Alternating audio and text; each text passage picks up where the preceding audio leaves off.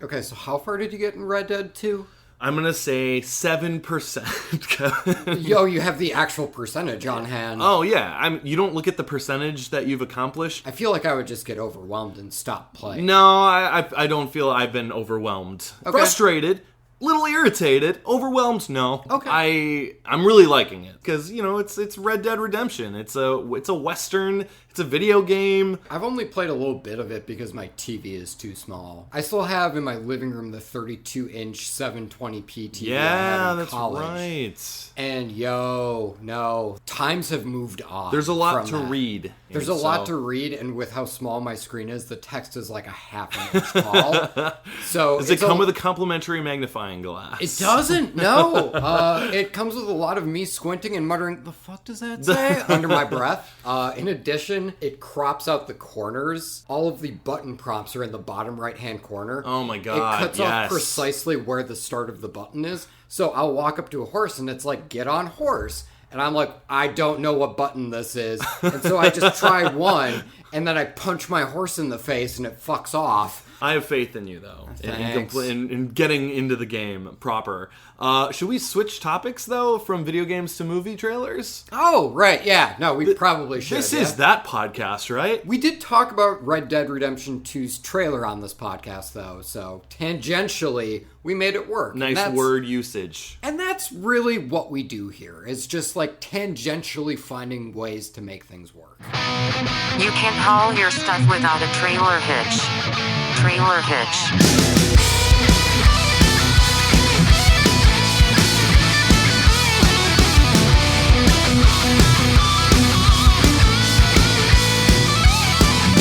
Turn the lights, grab a seat, pour yourselves some whiskey neat. It's time to judge the shit out of these future releases by the movie trailers. We're trailer hits. This movie might totally suck, but the whiskey sure is going down fine. Yeah, we're trailer hits. Howdy, partners. Welcome to Trailer I was Hitch. going to say howdy, pardoner, right? Pardoner. Yeah. Yeah. If you would like to take it with the correct pronunciation. Howdy, properly. partner. There you go. go. See? Yeah, I like Born to ride. Live or die, baby. Welcome to Trailer Hitch. I'm Kevin. Welcome to Trailer Hitch. I'm James. This is indeed a movie trailer review podcast. We rate and review movie trailers on a scale of need to see more, or never need to see. If James and I both give a trailer a need to see rating, we celebrate for a second because consensus is cool. Awesome. We then go see the movie, report back to you guys in a segment called Trailer in the Rearview, in which we rate and review the trailer in retrospect and the movie itself proper. You nailed it. And tonight, we do indeed have trailers to talk about. Absolutely. Thankfully, otherwise we probably wouldn't have recorded. Tonight, we have Vox Lux, which unfortunately is not a bagel with salmon on it. It is fortunately a trailer for a film starring Natalie Portman. We have... I see what you did there. Yeah, that was nice. Is that what those bagels are called? No, you're thinking of Lux. Yeah. Vox Lux. I get you. Okay. Yeah. Tangentially, we made it work. We also have Cold Pursuit, if you want things to get frigid and action-packed, and with Liam Neeson. We got you covered there. Who doesn't want that? If you want a romantic comedy, we have Isn't It Romantic coming up. To warm you up. Exactly, yeah. Warm up your cold, rigid soul. Rigid. God damn it. It's okay. We'll make it work. Oh, that's right. Tangentially. Transcendentally. Tangerinely. Tangerinely will make it work. Yes. Welcome. We're way past welcome. Before we can do any of that, though, we have a tune-up. So the tune-up section of Trailer Hitch is where we have viewed a trailer already, we've given you a rating, but then a second trailer comes. And in this case, we're going to be looking at the second trailer for the Frontrunner. Now, that first trailer, James and I both liked, but we could have gotten a little bit more out of it. Well, we were a little off-put by the order in which things were presented. Yes. Also, what bumped me to was the fact that they used one song throughout. They did a good job with it, but it was like one song type of thing. Yeah, and to me, I felt like it sort of worked. Like, that and Vice have...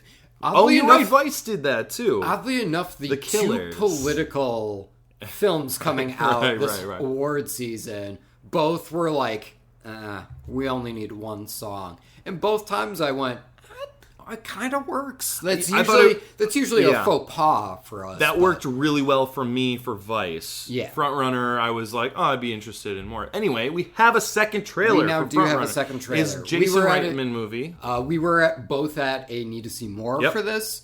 Now the question is, do we need to see it? That's right. And right now, here, before we just jump into a rating, let's get to talking about it. You're about to cruise through this. Just fucking knock it right out, man. Segment begun, segment over. I have to try and figure out what button gets me on a horse in Red Dead. That's true. We do need to figure that out. Yeah, for this second trailer, I think we can say the order is significantly better. Yeah. I mean, a big thing that we talked about for that first trailer is dropping that Alfred Molina line of...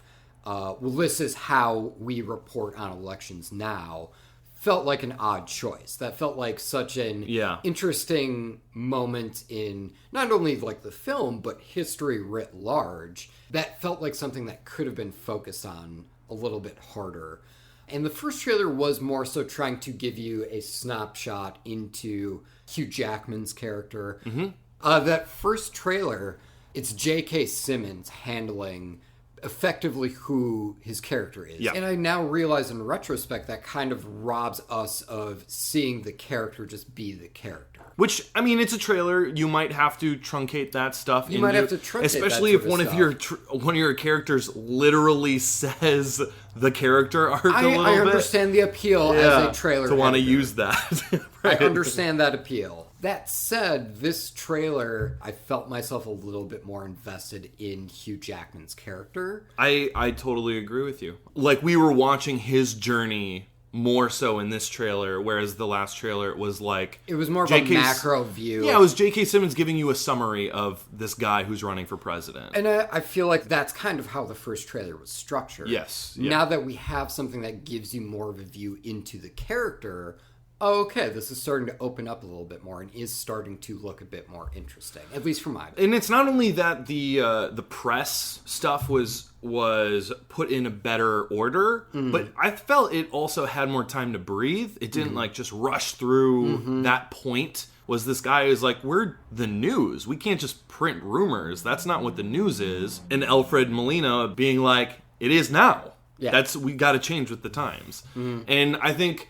we essentially get the exact same line in this trailer, this new trailer, but I think it has more time to breathe, and you really let it soak in more, I think. Especially getting more from the reporters, too. Well, and questioning I definitely think that seeing the first trailer was just a bunch of motherfuckers with flashbulbs outside taking pictures of him, and Hugh Jackman doesn't like that, which who would? Exactly, yeah. This trailer, they're flat out asking these private and intimate questions, and Hugh Jackman tells these guys off. But then when you think about what the times were and how that wasn't the normal means of reporting on politics, it makes total sense that Hugh Jackman would react that way. Yeah, that probably just never really happened that often before Gary Hart. Yeah. I mean, it might JFK. Also, I wasn't around, so give me a break. Yeah, I wasn't around. So anyway, I really dug the second trailer, and ultimately, I liked it a little bit more. That said, certainly in the beginning of the trailer, they definitely play this a bit more serious than... I wouldn't go House of Cards far with tone, but definitely not more... Fincher. Yeah, exactly. But definitely more serious than what we had gotten initially, and a bit more grave. I don't know. I wasn't really quite sure if that tone at the beginning meshed. I was okay with it. I don't even really know what you're talking about, so it didn't really jump out at me. You know what I'm saying? Sure. I just really liked how they really drove home in this trailer. This is going to be more about how the reporting of politics was changed forever at this moment. It's crazy how much it has changed everything, but still how tame it was, too. Because, one of the most, mic drop questions the reporters ask him in this new trailer is as tame as, would you say you and your wife have a traditional marriage? Yeah. And the look on Hugh Jackman's face looks like he was just kicked in the nuts. And I'm like, that's it? That's the question? Yeah. It's so tame, but... look at the stakes it has, the implications it has at the time. Sure. Where like nowadays, it's just like, you fuck around? Yeah, you fucking around on your wife, huh? Because we got the photos right here. We already know. We just want to see if you would lie about it. It's just it's so strange. Yeah. It's not even that long ago, man. I mean, it's for sure. It's crazy how much stuff has changed. So, talking about things that have changed, has your review of these trailers changed? I would still say I'm at a need to see more, but it's far higher. Yeah? If I could get some of the energy from that first trailer just like meshed into here, Yeah. I think then I would be at a need to see. Okay. I gotcha. And see, what I like about tune-ups, and we never really like outspokenly said this kind of thing, but the thing about tune-ups and the thing about need to see more is that when you see more, can you take that first trailer into consideration again when it comes to making a new review? And I'm going to go out on a limb and just say, yeah, sure, why not? I liked the energy from that first trailer. That the energy was a little bit lacking in this one, but I know it's there. And then this one had the things that I was missing from that first one. So I think the marriage of the two has kind of brought me to a need to see it for this one. Oh, okay. Yeah, cool. I really dug this one a lot. And I know the energy's there from that first trailer. So yeah, I'm going to say it's a need to see it for me. And I'm really excited too, because I like Jason Reitman films a lot. I like seeing what he's up to. No, Anyway, cool, man. Cool. All right, very cool. Should we move on? We're going to move on, man. Yeah. So we very recently introduced another segment. Yes. To the masses. Yes. And they loved it. They can't get enough. They knocking on my door, Kevin, at night, saying, give us more of this new Would segment. you say you have a traditional podcast? No, because we have Touche Salesman. Touche Salesman is a new segment. Yes. Where I have seen a trailer. Kevin is not, or vice versa. It could be vice versa. And it is my job to just convince him to want to see the trailer. Yes. Not even see the movie. Just, I would see that trailer. Eagle-eared listeners will remember we did this with the Aquaman teaser. Which Aquaman trailer? The 5-minute I call long it a one. teaser. Yeah. I guess it's a teaser for what I would assume is a 2.5 hour long movie. 5 minutes is a very small It's portion. long. Look, it's long. It's fucking long. Yeah, It's too long, and I said it at the time, too. You did convince me to watch it. I did watch it off of your recommendation. And what'd you think? I don't even know what you thought. It was better than the first It was. Aquaman trailer Wasn't we it? watched. This appears to be in the upper echelon of DC movies in terms of my own personal enjoyment. And I think in terms of all the other types of superhero films we've like compared it to, and it's like this, meshed with this, divided by this, blah blah blah. You know, you did need an answer key in order to figure out what the fuck we were talking about. There is a lot of inspiration that I think draws from other properties. Yeah. I think this trailer does a good job of showing you it's not going to be a carbon copy of everything. Whether that's good or bad, there are scenes in it that are just like, oh, that's interesting. Like, that's something that I haven't really seen in a superhero specifically film. them running on the rooftop. The rooftop chase scene was pretty cool. And don't get me wrong, all of the previous criticisms of this character is basically Thor plus Captain America. Yeah, all plus that maybe shit. Wonder Woman. Yeah. Plus sort of Black Panther. Yeah. All that shit obviously still stands. Yeah. But this It at does. least It looks does, like it will be an entertaining movie. Yes. So Agreed. I would recommend checking the trailer out as well. I wouldn't say that I'm at a need to see for the movie, but the trailer did definitely... Totally.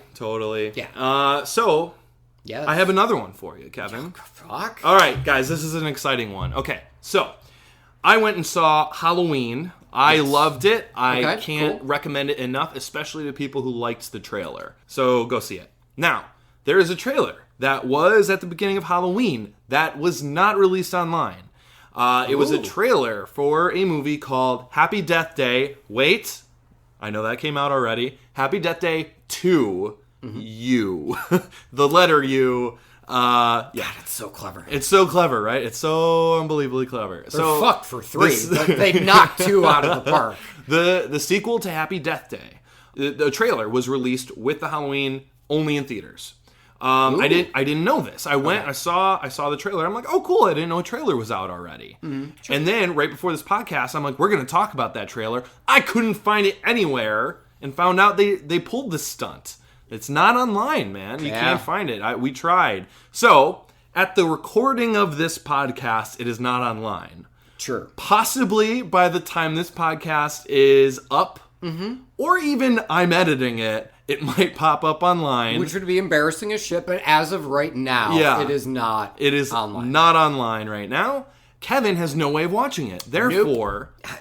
God damn, man. We've only done this segment twice, but I feel like this is like peak Touche Salesman. Yeah. Because this isn't... We're not going to top this. This isn't you saying, oh, just go on YouTube when you get home and watch this. No. You're telling me to spend $15 of my hard-earned money just to watch a fucking trailer. That's right.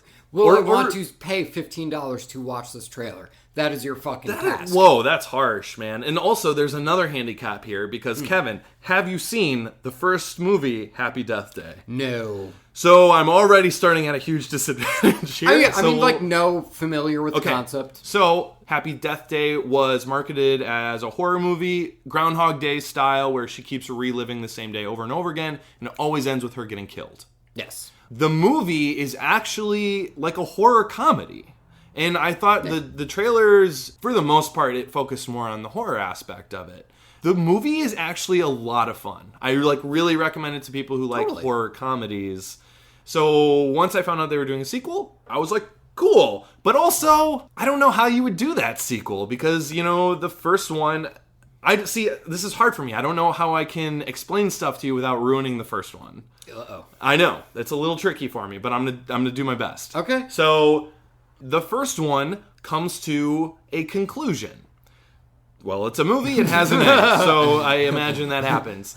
Whoa. Spoiler here. Yeah. It has, like Groundhog Day, maybe you can piece together that maybe she's not stuck in this time loop by the end of the movie. Sure. So, what I was really nervous about with this sequel was, well, how are they gonna, she's just gonna wake up another day and it's like, oh no, it's happening again. I'm stuck in this day now. And like, that seems kind of lame. But the trailer sets up the fact that a year has passed. She goes to bed, and she wakes up the same day of the first movie's time that's loop, awesome. which is a really clever way to do it. Yeah. And the second she wakes up, she just like screams her head off because she's already lived that day a billion times and beat it and got through it. So that was really fun. Like the second she wakes up in a dorm room that isn't hers, and like the love interest from the first movie goes, "Oh, you're up." I just went, "Oh my god!" They kind of subverted what I thought they would be doing with this. So that was really fun. I thought the humor was really there with this one. It also ruined a lot more of the first movie. Okay. So if you do choose to watch this trailer, just know you'll be ruining the twist of the first one. Sure. But that's okay. I think it's more about the fun and the journey of it. Yeah. And that's pretty much all I got. That's all I got for you, Kevin. I was pretty excited about it. Oh, here's the other thing. Valentine's Day movie. It's going to be out on Valentine's Day 2019. How about that? That does make me happy. Let's see. Have you sold me? I mean, I'm actually a little bit tepid now because I just took a look. Happy Death Day is only streaming on Cinemax, so fuck, I can't watch it. And to be fair, you saying it might kind of suck to know the twist, but at the same time, the movie itself is so much fun, it doesn't really matter. Yeah. That does kind of give me some relief. I definitely went through that whole first movie not giving a shit like who the real killer is. Oh, totally. So I'm a little bit more tepid. I'm going to say thanks, but no thanks, salesman. Okay. Just because I'm not a pushy guy. I can read the room. I know when you're not interested. No, like I think you giving me that modest setup and your goddamnedest to make sure it was spoiler free was very good too. Thank you. I did my best. But that said, now Kevin, I work on commission here, and this would really go a long way if you just give me something I can go to the boss with. You know what? You need a trailer. This is a Touche Salesman to you, sir. Did you see a trailer that I haven't seen? I saw a trailer you hadn't seen. How do you know? What if I've seen it? Destroyer. No, I don't think so. Well, I'm going to try and sell you Destroyer. Feed me, baby. So Destroyer is I would say a neo-noir starring Nicole Kidman. Nicole Kidman plays a detective who is brought onto a scene to investigate a death. Now, it just ain't any old death. This is someone who she has known. And specifically, she used to be undercover. And while undercover, she had a relationship with this criminal. The criminal is the one who wound up dead right at the very beginning. Okay. Right?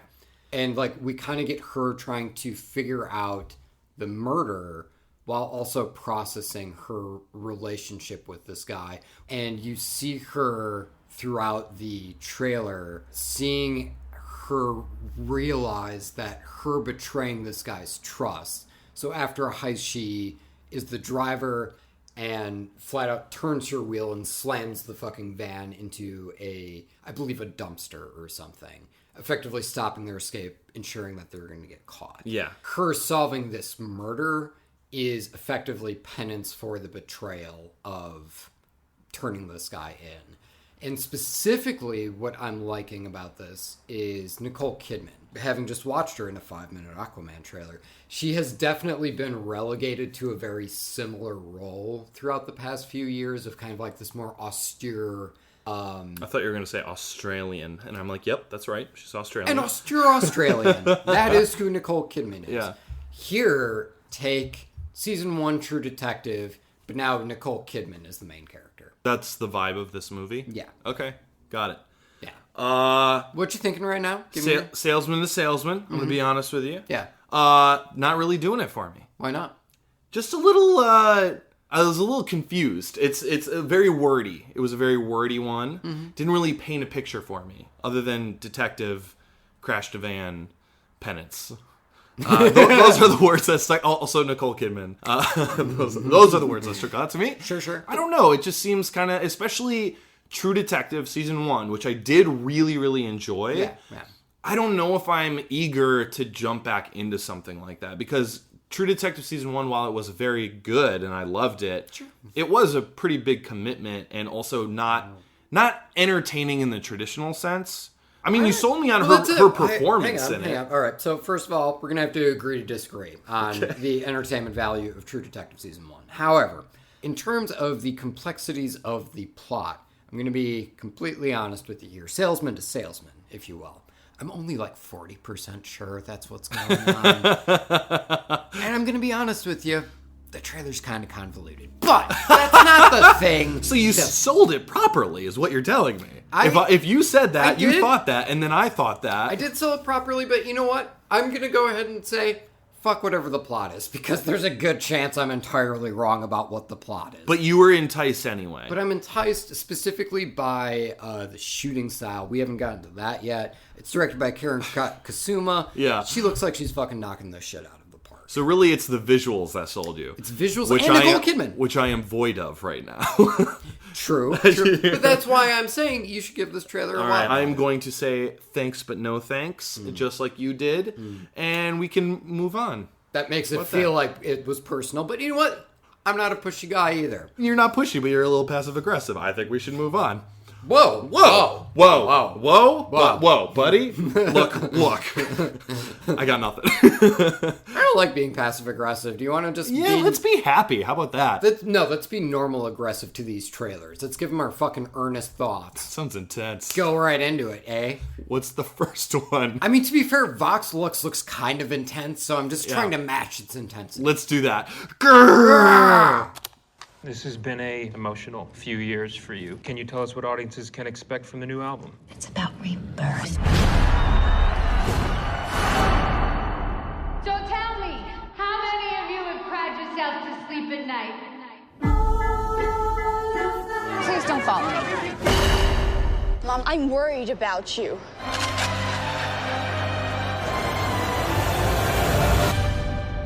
They wanted a show. I gave them a show. Good night and good locks. This is Vox Lux. This is written and directed by Brady Corbett, starring Natalie Portman, Jude Law, Willem Dafoe, Christopher Abbott. Our random shout out, because we hear our trailer hitch, we like to give lesser known cast members shout outs. Yes, we do.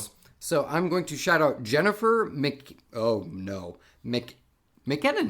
McEnany. As Celeste Fan. Good job, bud. You're in a movie. Way to stick to your guns and not pick a stage name.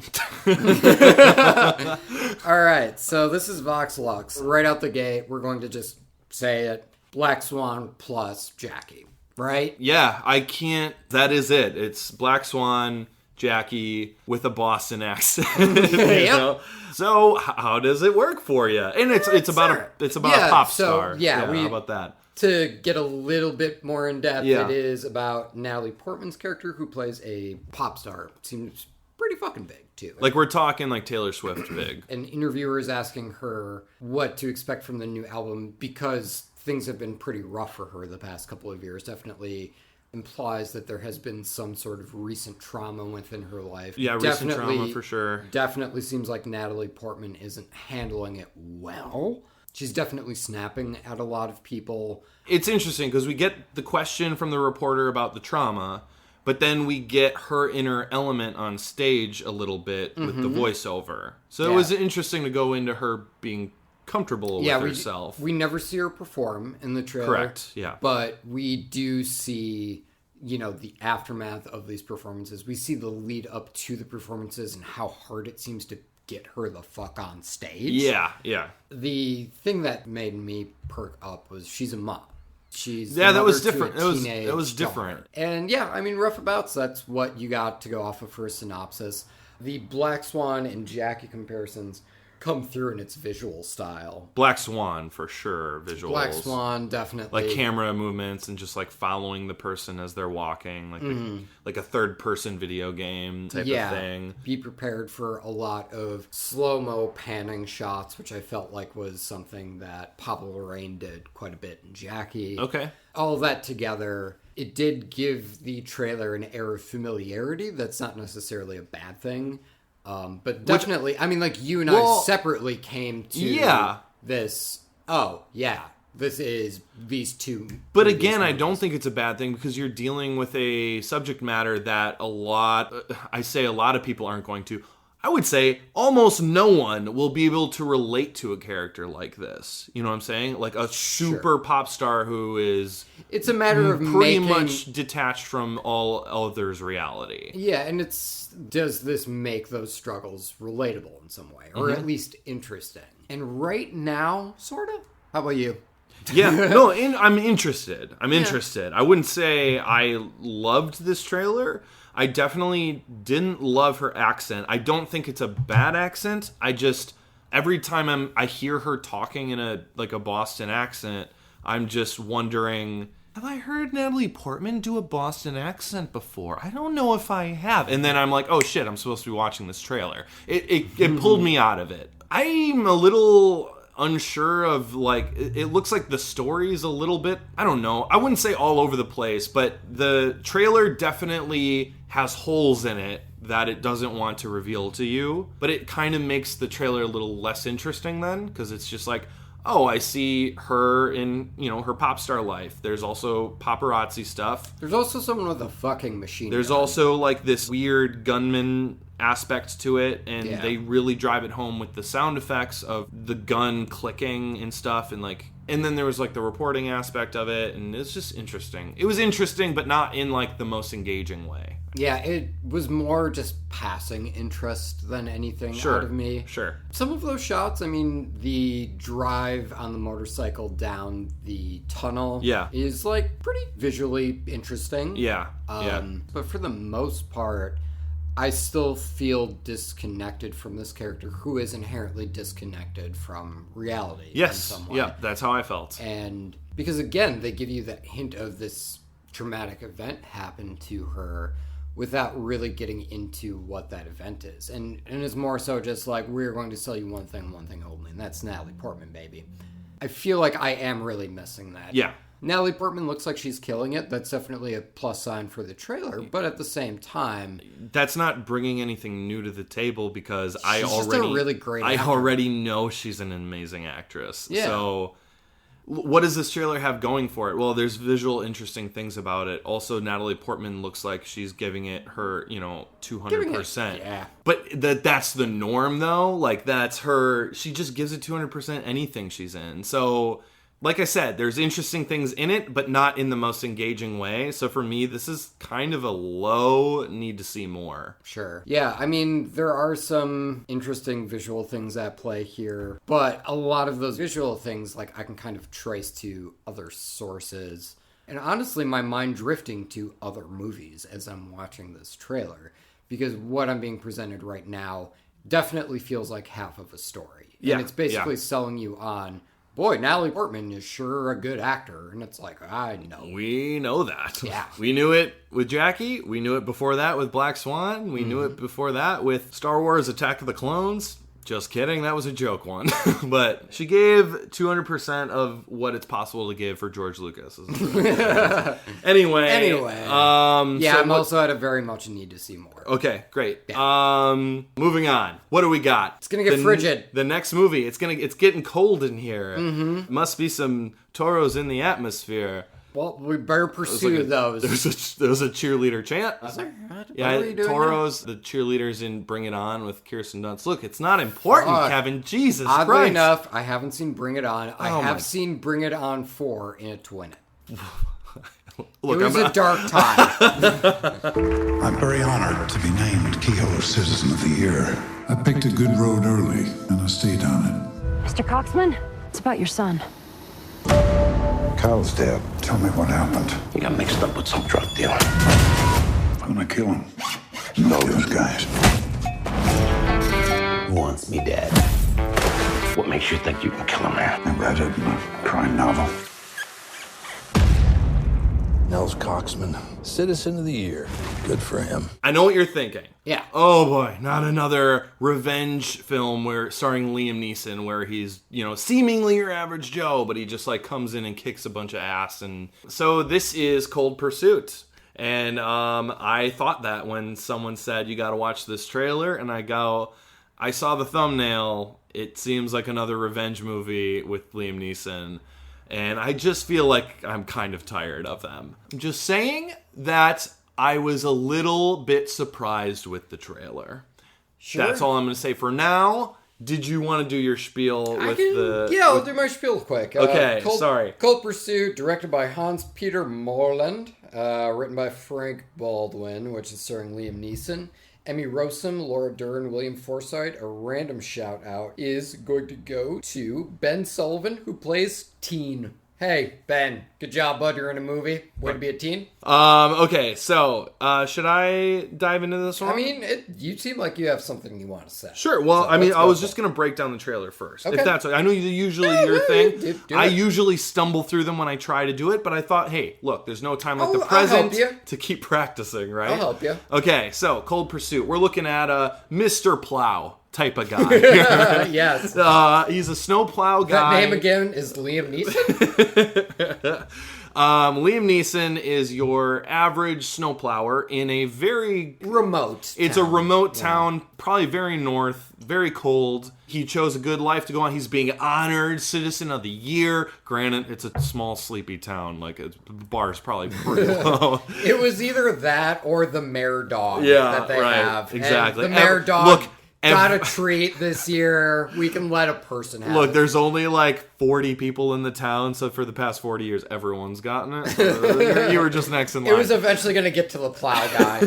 Anyway, he's won Person of the Year. He's a great guy, great family, great life, and he chose right in life.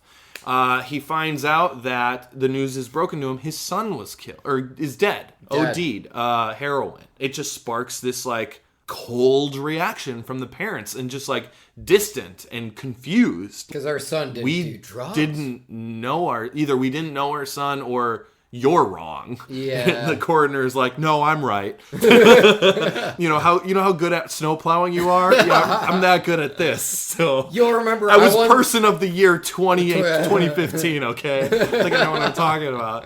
So their son dies of an overdose, and Liam Neeson takes it upon himself to like dive in head first and figure out how this happened. Yeah. How did his son become this person that he didn't know? He finds the right path, he pulls the right threads, and he meets this guy. Maybe he knew him already, maybe he didn't. The trailer's a little fuzzy on that. He vaguely remembers him winning Person of the Year in 08, but yeah. So he pulls on that thread and finds out a little bit more about this drug criminal world happening in this sleepy town. I guess, it's this guy fills him in on the skinny. These are the gangsters. These are their nicknames. Did you have a nickname? You goddamn right I did. It was called Wingman. And Liam Neeson's like, cool, I'm gonna work with you, buddy. We're gonna figure this out together. Yeah, I'm gonna go it's around like Murr. You're my wingman. Oh, light bulb. Yeah, exactly. Then it becomes the Liam Neeson revenge tale that we're all familiar with, where he goes on a spree and makes stuff happen in badass ways. Yes. The difference, and there is a difference, Kevin, is all in the style, and it's all in the execution, I think, is a good term. So I'll let you take away what I mean by those things. Black comedy is yes, the way I would put it. There is humor in this trailer. There is actually humor in the trailer. You do also get the requisite badass thing. So, I mean, the very first thing we see Liam Neeson do is he makes a sawn-off sniper rifle. And I was like, okay, this is starting to win me over. Because bear in mind, the beginning with, like, the Person of the Year stuff I thought was a bit over the top. Now that I get the back half of the trailer where I actually see the comedy, there's a part of me that's like, maybe they knew what they were doing. And if that's the case, this might actually rule. Yeah. Because, yes, I mean, you see Liam Neeson more or less write off being a murderer as like, I've read a couple crime novels. Yeah. And you can kind of see him fuck up. Bad. He's bad at this. Yeah. Which is my pun about the execution of the executions. Choking someone to death, cough, oh fuck, I guess they're not dead, keeps choking them. We do also have the police force on hand too, which seems to be hilariously inept for actually doing anything about the drug kingpins in town. But suddenly, once they start disappearing, wait a minute, we should do our jobs now. Oh, I guess there were bad guys here. I guess we should... Fuck, if that was the case, we wouldn't have been so lousy with these Person of the Year awards. We would have actually done our research for who should have gotten Did you see this corpse? He was Person of the Year 2004. We're just giving these things away. But, in all seriousness, you kind of get some dramatic irony with the cops, them saying, oh yeah, Liam Neeson's such a great guy, and then you see him brutally murder someone, and then cut back to the cops going, great guy. That was the button. Great note to go out on, because probably the coolest death in the whole trailer was he dropped an entire tree using a crane on a car that presumably had someone inside it. The look on Liam Neeson's face is just like, I'm getting good at this. It's like a child getting good at a video game. Yeah, or the claw machine. Yeah, the claw machine's a better example. Crane. You got it. We don't really have as much yucks with the cops necessarily. No, it's more subtle. Yeah. But I mean, all the comedy is pretty subtle. All the comedy, you could watch this straight and just go, fuck yeah, Liam Neeson. A lot of it is in when they choose to include or not include music. First of all, Fear the Reaper, very interesting choice. It didn't vibe with me the first time I heard it. The cowbell stuff was really like, it seemed like it was going not in time with the actions of the trailer. Sure. And that kind of threw me off. I don't know if that was a style Baby choice Driver or not. Spoiled us. Yeah, right? So you get into the song, and then it's like the song drops out. All of a sudden, it's Liam Neeson dragging a body across pavement with just that sound effect. It's funny, and it's weird because it wouldn't be if the music kept going. Mm-hmm. That would be way less funny. I think if he had, stumbled as he was dragging the body or something, just to, see him fuck up. Yeah. Kind of like when he's choking the guy. To kind of keep on that train of humor. Yeah, I think I might have needed, just a little bit more out of that gag in order for it to hit. Don't Fear the Reaper, I feel like is kind of the perfect song because it is ultimately a very grim and sad song, completely fucking undercut by that cowbell. And that's more or less what we get here, is we have a very grim story. Yeah. Then we have the cowbell of Liam Neeson choking a dude, and then oh, fuck, having to, like, finish the job because he doesn't know how to kill That guy. is a fair point. Like, Liam Neeson just comes in here with a cowbell, and he's like, this is how I do it, baby. With my fucking plow and my award for Man of the Year 2019. He's the cowbell of hitmen, is what we're saying. Yeah. Look, it gets the job done. People recognize it. People remember it. What you're saying, for the most part, I'm totally agreeing with. I will say that middle portion after the wingman gag, it immediately goes into, I'm gonna kill them all. And then we just see him start fucking sawing the goddamn sniper rifle. It's more montagey at that point. We get into some, like, real action-y stuff. I don't know about you. I felt like those cuts were really quick and kind of jarring. Yes! Yeah. Yes! No, sorry.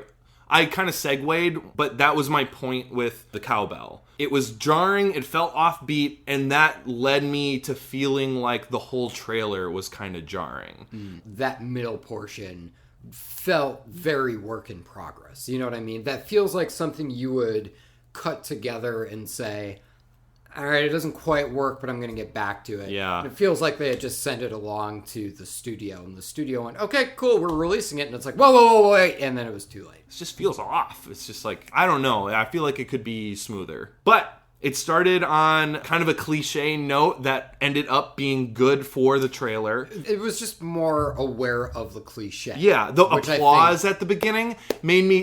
Guys, it's a landscape of snow, and then all of a sudden applause, and I'm like, did I get a feed of, like, Liam Neeson presenting this at Jimmy Kimmel or something, and the audience is clapping over, and I'm like, oh no, that's a crossfade of music stuff.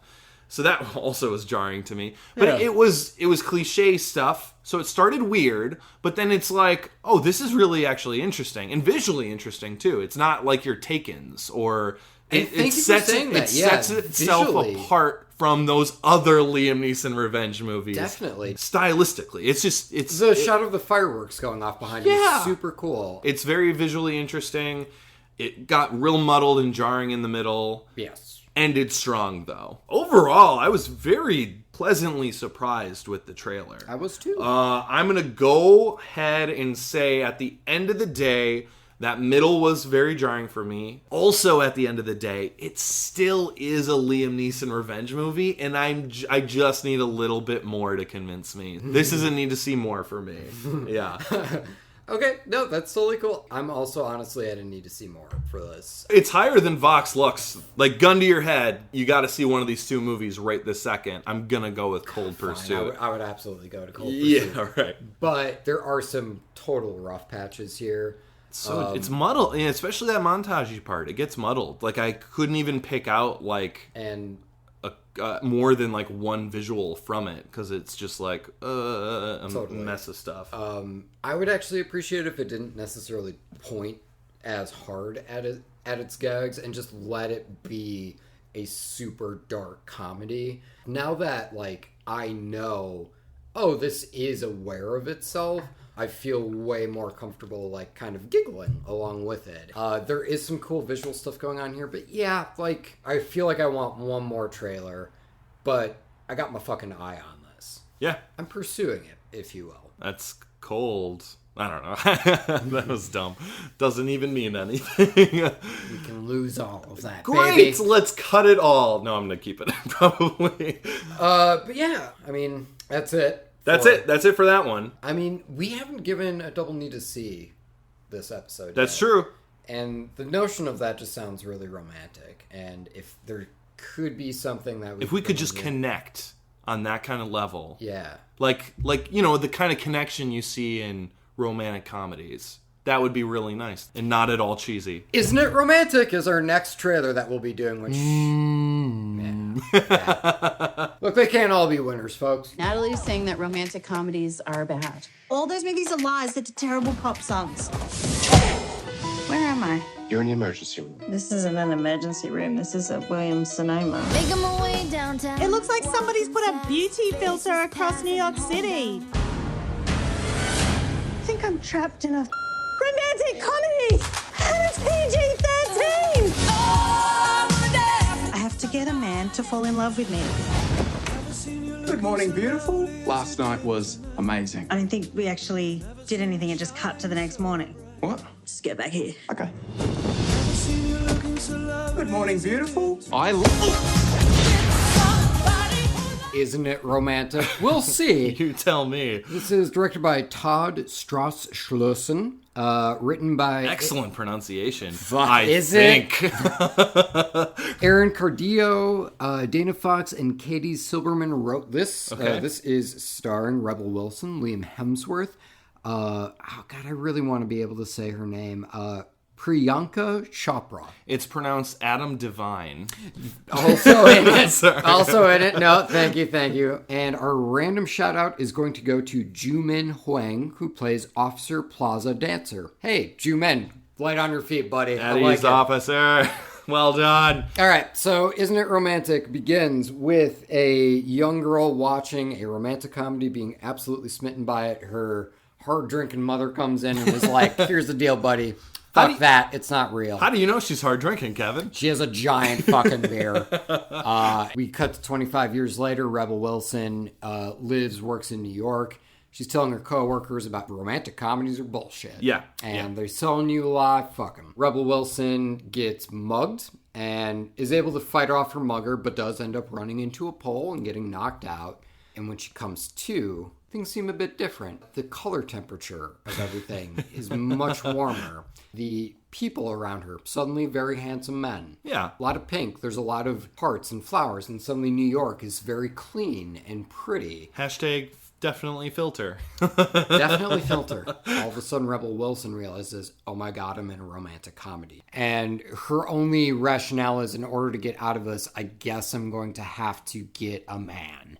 Because that's what romantic comedies are and about. That's what that romantic logic is sound as fuck. Yeah, totally. Yeah. What else would you think if you woke up like that? I guess I'm supposed to find the love of my life. I feel darn. So, I mean, I'll start by saying that this is super charming. I fucking am totally over, the light pole gag or whatever she ends up running into, a support beam or something. Just like a pillar, man. It's a pillar. You can't miss those things. You can't. She hits it like it came out of nowhere. What Men Want pulled that same sort of bullshit, right? Yeah. I think is a pretty common thing for romantic comedies, or at least fantastical ones. Which is why I think it works in this case, because the point is to make fun of romantic comedies. And as soon as that's what it turned into, I went,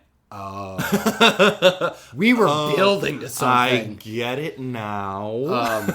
I mean, you and I just watching it a second ago, all those details coming through, the fact that when we get the big sweeping shot of the bridge when she's on the moped, yes, all of the birds are flying in the formation of a heart. All of that sort of shit is just kind of oh my God, this is so fun. It seems like it's playing with those tropes, but it's also kind of taking not necessarily the piss out of him, but specifically having the gay sidekick and her saying he sets gay rights back by 100 years. Yeah. I think that there is a lot of love and attention that is brought to creating the caricature of the romantic comedy, while not necessarily letting the bullshit off the hook, though. Yeah. And specifically the gag that I was really enjoying was the having sex in quotation marks. The best part of the trailer. Every time they seem to get naked together, suddenly it just cuts to the next morning. Yeah. And you get the glory shot of a Hemsworth's abs. Yeah. But they never seem to actually do the deed, and that just pisses Rebel Wilson off. Because it's established earlier in the trailer, too. It's a PG-13 romantic comedy. Yes. 100%. So you skip over that stuff. You have you cut away at the swears type stuff and that kind of stuff. So yeah. I'm actually quite taken aback, Kevin. I wasn't sure how you would react to this trailer because, Kevin, do you know how I feel about romantic comedies? You're for them. Really? I don't know if it's come up before on this podcast. It definitely has come up before, hasn't it? I love romantic comedies. I've always loved romantic comedies, and I continue to. And this one was just a damn delight for me. Anything that can take a genre that I already love and then do something funny with it that, kind of like you said, takes the piss out of it, pokes fun at it, but also kind of pays homage, embraces it, pays homage to it. That's really impressive. And with romantic comedies, the last time I got something like that was They Came Together. Yes. Which was spectacular. Oh, so much fun, yeah. Definitely not PG-13 one, that one, though. But it's spectacular. If you love romantic comedies and you're cool with people poking fun at it, that's a great movie. Mm-hmm. And I think it opened the door for a movie like this. And I'm really, really into this. And I'm excited that you are, too. I wasn't like, oh, Kevin's going to hate this. But I'm like, I'm interested. I'm very interested to see how he'll take to this. Up until that reveal, there was a part of me that was like, why did he even bother sending this to me? This isn't going to be my bag, and he knows it. And then it was that fucking music hit. Like, as soon as she wakes up in the hospital, which is just too perfect. The strawberry and champagne. Milk. Yeah. All of that shit. Because she specifically calls out, romantic comedies are just lies set to pop songs. And the second she wakes up, a fucking pop song comes on. It's so making good. My way downtown in the sun. Yeah. I'm just like a really big fan of films that kind of like subvert genre tropes. Yeah. And there were certain points where I was like, I wonder if this might be a little bit too self-aware. Like the dump truck thing in particular, we have seen that as a means of making fun of self-censorship. Yes, definitely. Like that is ultimately, kind of an easy gag. But the fact that once she gets out her frustration that she's in a romantic comedy and it's PG-13, and the fact that everyone around her just assumes dancing position. It was like choreographer dance right this second. I'm like, you're building off of it. It's not just going to be the semi-beeping joke. Correct. Yes, agreed. That's the stuff where I was like, oh, okay. And ultimately, I feel like if it is as sly about subverting those tropes, you know full goddamn well that no, she's not supposed to find the love of her life at the end of this. Yeah. And ultimately I'm like, I'm really interested to see how you all are going to do this. Like, because if they're subverting every trope, if they keep that one, it's like, you kind of fucked up. But I think with like how hard they're going on every aspect of romantic comedies, I don't necessarily think that they'll let that off the hook. I don't think so, yeah. And because of that, I really enjoyed it. What I also like about it, too, is... What was that Amy Schumer movie that came out recently? I Feel Pretty, right? Right. So that one didn't really vibe with me. I didn't think that one was very interesting. But the message, I think, was in the right place for that one, which is like, it's not about outer beauty. It's about like inner beauty and projecting confidence and just like... being comfortable with yourself and positive body image type stuff, which I can get behind. And I think this movie looks like it'll also tackle that, but in a less like beating it over the head type of way. Yeah. Because at the beginning with the mom, you get the mom planting that idea in her head already, that it's like, no, we're like, look at us. We're not Julia Roberts. And that's just the way life's going to be for us. But that doesn't mean you can't have a fairy tale life. Totally. In your own way. And, make it what you want it to be as long as you're positive and confident. And I think this will be a less heavy-handed way of sending that same message. Plus with a lot of solid jokes. And it's PG-13, so a lot more people can see it. I just think it's a slam dunk. And fun songs, there's dance numbers. I'm so excited for this. Also comes out on Valentine's Day. So... that's going to make a hell of a double feature. My roommate and I, Jenny, are going to have a hell of a time trying to figure out what to go see. A horror comedy or a comedy making fun of romantic comedies. Sure. Both subverting genres. This is a need to see. I was about to say, that implies that this is a need to see. It's a need to see it. I'm so excited for this one. I'm totally excited too, man. Need to see it. I'm so excited. Cheers. I did not send this trailer to you thinking we would end up with our first only double need to see of the episode, with it being this one. If you had told me before you had sent the trailers, this is going to be the one that we agree we both want to see, I'd be like, you're fucking crazy. You would have gone, what? Nope, James of the Yucks, as always. James of Citizen of the Year. Citizen of the Year 2018. There weren't any plowmen in Los Angeles, so... No, you're right. Where'd they all go? I haven't seen them. Okay, that about wraps it up, Kevin. I think we went out on a high note, and I'm pretty happy with it. No, I say we just fucking cap that shit right here. Let's do it, so man. Let's Take go us through away. all of the social medias. There are so many of them. One of those being Facebook. You can find us on Facebook. If you just search Trailer Hitch, you'll be able to like our page there. Go ahead, leave a comment, leave a thought, a prayer, whatever you want to do. Whatever, we're cool. We're open with it. If you're more of a Twitter person, if you're like, oh, I like to listen to celebrities yell at other people, but I want Trailer Hitch too, you can find us there as well, at Trailer Hitch Pod. But Kevin, what if I think Twitter is dead? Well, if Twitter is dead because you like Instagram, ultimately you want to see our beautiful shining faces too. Thankfully, we have Instagram for you. That's at Trailer Hitch Podcast. If you want to just cut all of that bullshit, just go straight to the source. iTunes, baby. You can find us there. And we're up, baby. We do want to say thank you so much to all of our listeners for being patient. If you're still if you're listening, if you can hear me right now and you're on iTunes, thank you so much for sticking with it. Absolutely. And if you can't find us, hopefully we caught your eye with like a social media thing that says go resubscribe. Because I think that might be a thing that some people need to do. Maybe. I don't know. I felt like, it'll depend. I mean, like, if you haven't been getting Trailer Hitch episodes just, like, straight up dropping to you on a Sunday or a Monday, something's amiss. But we're here. We're here now. Don't forget about us. We're here now. Mm-hmm. Yeah, we're giving you the latest and greatest in trailers. And it's going to be smooth sailing from here on out. Yeah. You know what? Fuck it. Yes. It will. If I make it just by saying put the positive vibes out there. The secret, right? Yes. So we are on iTunes. Feel free to rate, leave a comment, subscribe, please. That would be amazing. Otherwise, YouTube. You can find us on YouTube.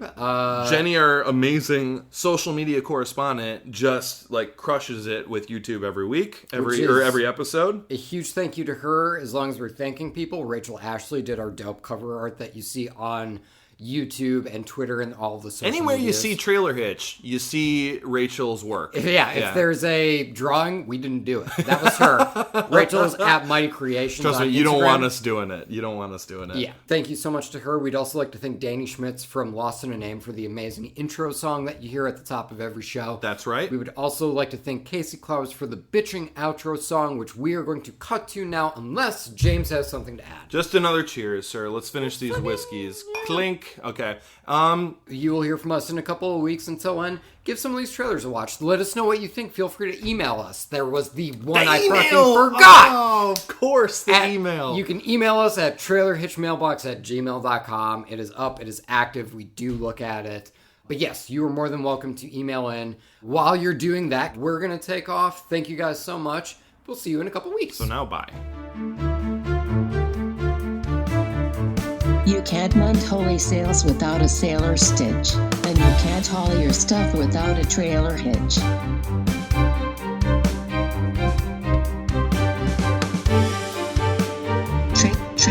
Trailer hitch.